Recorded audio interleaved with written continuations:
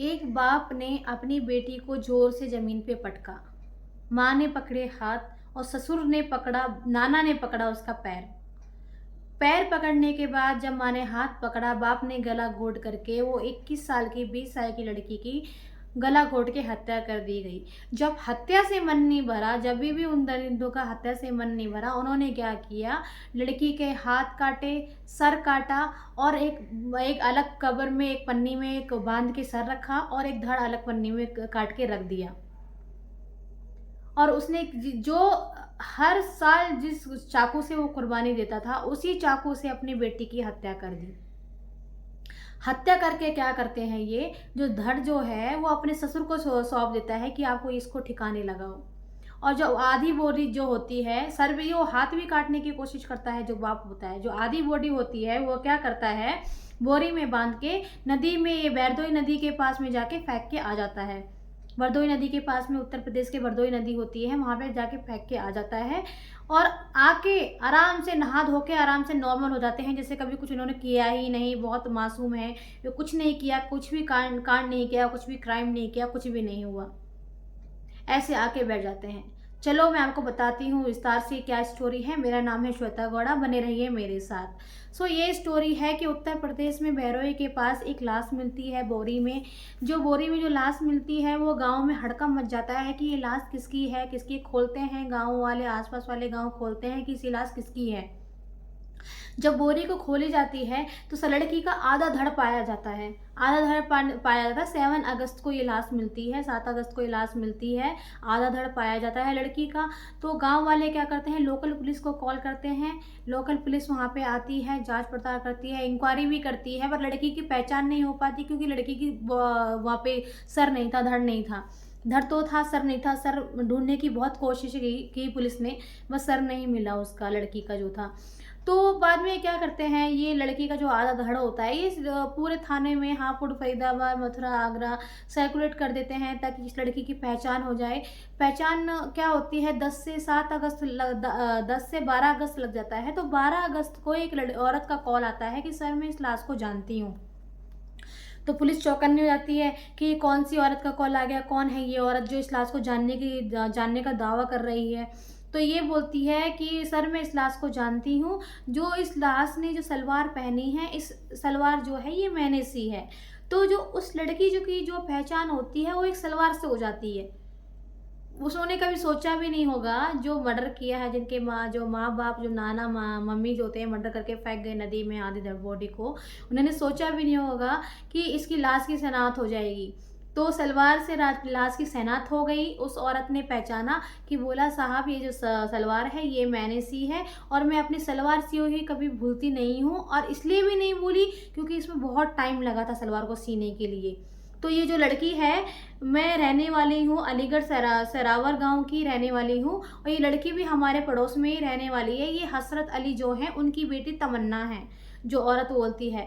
तो पुलिस चौकन्नी हो जाती है, हड़कंप मच जाता है। तो पुलिस क्या करती है, इंक्वायरी करती है, जाती है सरावर गांव को, इंक्वायरी करती है। इंक्वायरी करने पूछती है हसरत अली से, उसके घर पे पहुंचती है, हसरत अली से पूछती है कि आपकी बेटी कहाँ है।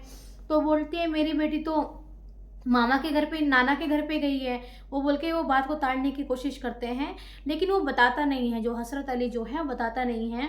बोलते हैं मेरी बेटी नाना के घर पे गई हुई है। तो पुलिस क्या करती है, तो उसी गांव में उसके मामा भी रहते थे, जो मामा का नाम होता है फ़हीम। तो उनके मामा के पास जाते हैं। तो मामा से वो पूछते हैं, बोलते नहीं ये तो मेरी भांजी है, ये भांजी तो मेरी 3-4 दिन से इसका अता पता नहीं है, गायब थी, किसी ने पुलिस कंप्लेंट भी नहीं कराई थी। ये इसके साथ में क्या हुआ, ये अगर कुछ हुआ जो इसके साथ में गलत जो हुआ है, ये इसके माँ बाप ने किया है और इसके नाना ने किया होगा।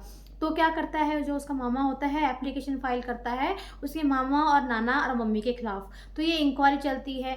तो बाद में इंक्वायरी करते करते ये लोग जो क्या करते हैं, जो मामा नाना मम्मी होते हैं, ये क्या करते हैं, ये अपने जो क्राइम किया होता है, जो लड़की बच्ची को जो 21-22 साल की उम्र होगी, उसको मार दिया गया होता है, तो ये क्या कर लेते हैं, कबूल कर लेते हैं।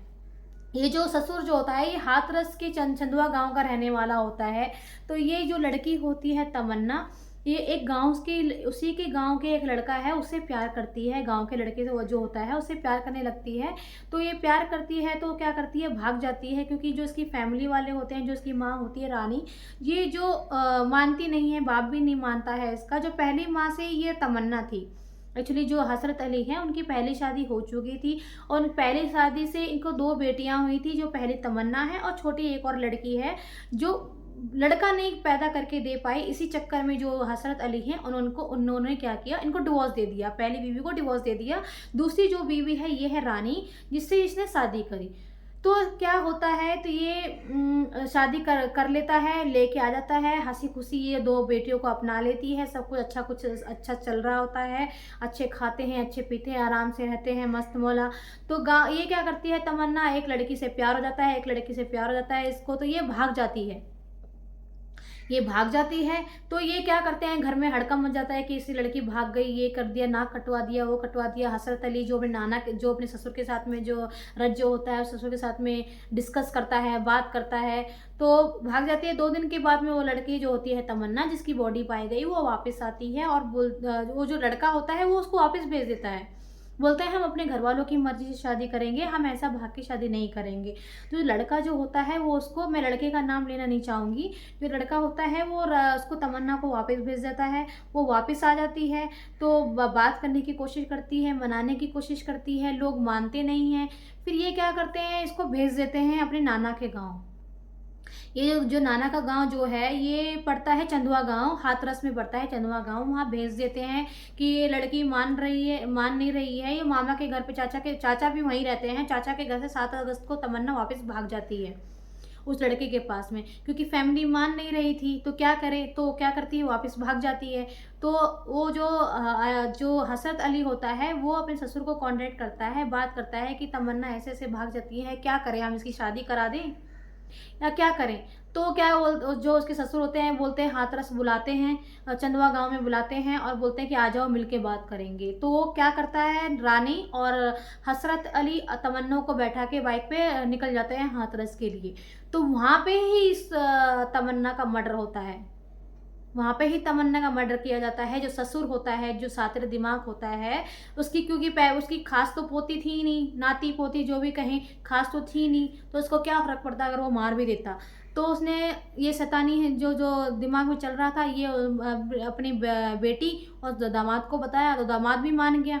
उन्होंने ही मर्डर कर दिया, गर्दन काट दी। तो उन्हें नहीं बोला कि हम आराम से थे, हमने तो सोचा भी नहीं था कि ये लाश का सनात हो जाएगा। लाश की सनात हो जाती है, तो वो लड़की का पता चल जाता है, तो पुलिस वाले बोलते हैं कि तुमने ये क्राइम क्यों किया। तो ये क्राइम करने की जो कबूल लेते हैं, ससुर जो होता है, जो दामाद होता है, और जो रानी होती है, वो कबूल लेती है कि जो लड़की थी, जो तमन्ना बार बार भाग जाती थी, हमारे इतना कहने के बावजूद भी सुन नहीं रही थी, बार बार घर से भाग जाती थी, हमारे लाख मना करने के बाद में हमने हमारी बात नहीं सुनी, तो हमारे पास कुछ बचा ही नहीं था कुछ बोलने के लिए, करने के लिए, तो हमें ये सूझा, तो हमने मर्डर कर दिया।